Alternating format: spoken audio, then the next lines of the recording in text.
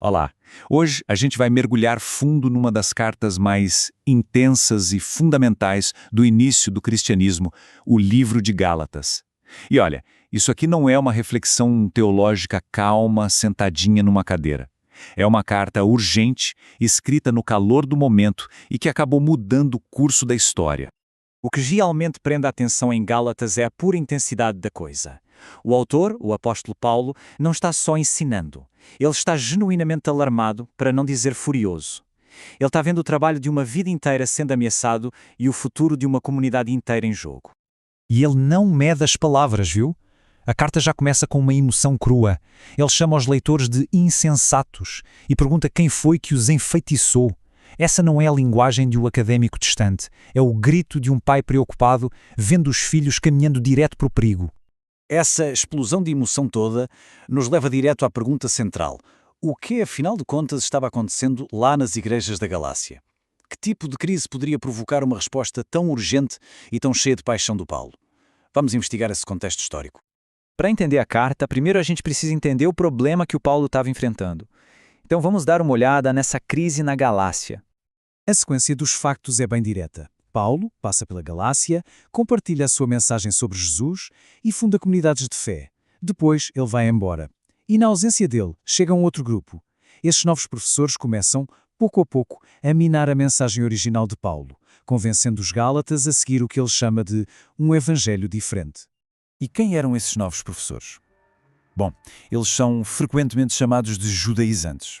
Eram, basicamente, cristãos de origem judaica que acreditavam numa coisa. Para uma pessoa não judia se tornar seguidora de Jesus, ela precisava, antes de tudo, se tornar judia. A mensagem deles acrescentava passos. Não era só ter fé em Jesus, era fé, mais a circuncisão para os homens, mais seguir as leis de alimentação, mais observar os festivais sagrados. Ou seja, eles estavam adicionando exigências da lei de Moisés à mensagem da graça. Para Paulo, isso não era um mero desacordo, um detalhe teológico. Ele via isso como uma corrupção total e fundamental da mensagem.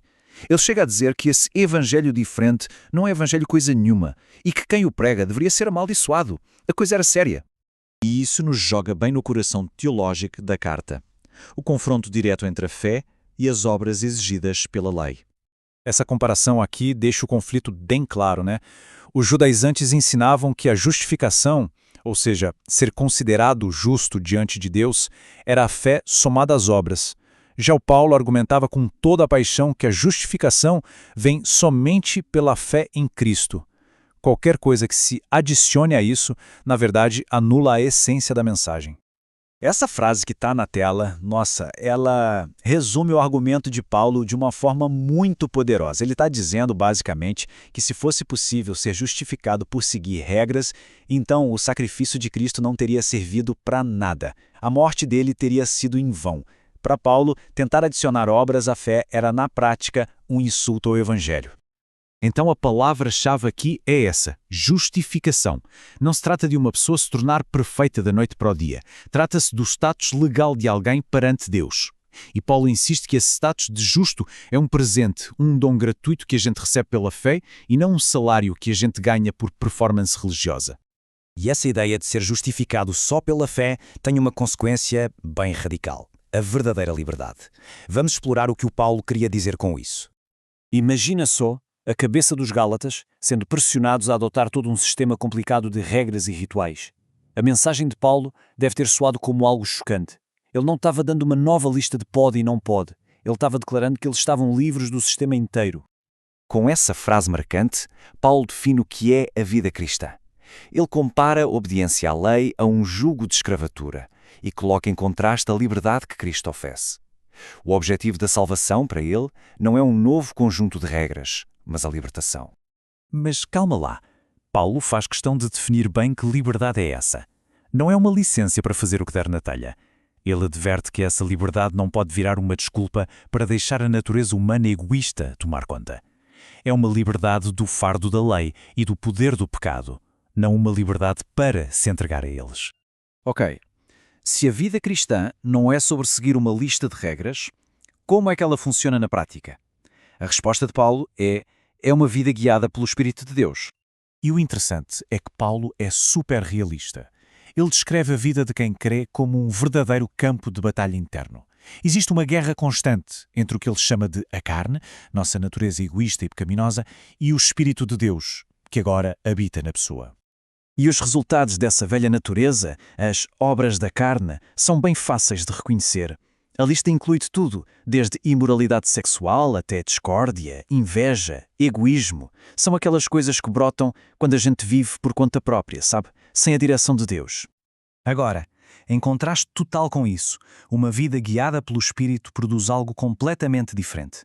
E repare que Paulo não chama de obras, ele chama de fruto. O fruto do Espírito é amor, alegria, paz, paciência. Essas qualidades não são alcançadas no esforço, elas crescem naturalmente de uma vida que se rende ao Espírito. Então, para a gente fechar essa análise, qual é a mensagem central, aquela que atravessa os séculos do livro de Gálatas? Se tem uma única coisa para a gente guardar dessa carta tão apaixonada, é esta. Nossa posição diante de Deus não se baseia no que a gente faz por Ele, mas no que Ele fez por nós, através de Cristo. É um presente, não uma dívida. É algo que se recebe, não que se conquista. Isso nos deixa com uma pergunta para refletir. Essa luta antiga entre performance e graça não desapareceu. Onde é que a gente vê essa mesma tensão hoje em dia? Seja na religião, no trabalho, nos nossos relacionamentos. É uma questão que está no centro da experiência humana e é tão relevante hoje quanto era lá na antiga Galácia.